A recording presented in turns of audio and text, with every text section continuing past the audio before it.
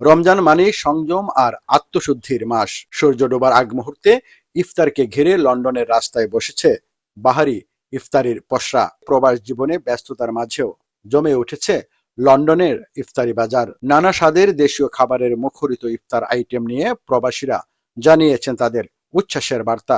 আমরা টাওয়ার হামলেটে যে এই রমজান মাসে আসলেই আপনার দেখবেন আপনার অনেক রাস্তাতে আপনার এই বাংলাদেশের যে রাস্তাতে যে সময় ইফতারি বিক্রি হয় বা মিষ্টি বিক্রি হয়, এরকমই কিন্তু আমেজটা থাকে।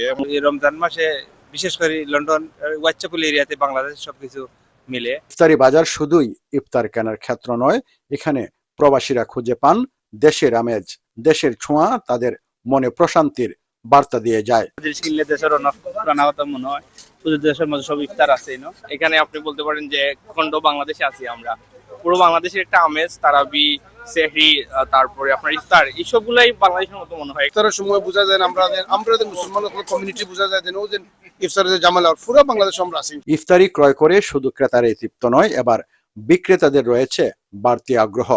অনেক বিক্রেতাই বলছেন আগের বছরের তুলনায় এবার বিক্রিও বেড়েছে অনেক। গতবারের চেয়ে দিস ইয়ার তুলনামূলক কম না, অনেক ভালো, কারণ সময়টা একটু শর্ট হলেও একসাথে কিউ লেগে যায়। আলহামদুলিল্লাহ আমাদের ব্যবসা গতবারের চেয়ে এবার অনেক বেশি ভালো চলছে। স্বাদে গন্ধে আর মিলন মেলায় প্রবাসীদের রমজান হয়ে উঠছে আরো প্রাণবন্ত ও বরকতময়। এমনটি চলবে রমজানের বাকি দিনগুলো প্রবাসের মাটিতে, এমনটি প্রত্যাশা প্রবাসী মুসলমানদের। আরিফ মাহফুজ, ৭১, লন্ডন।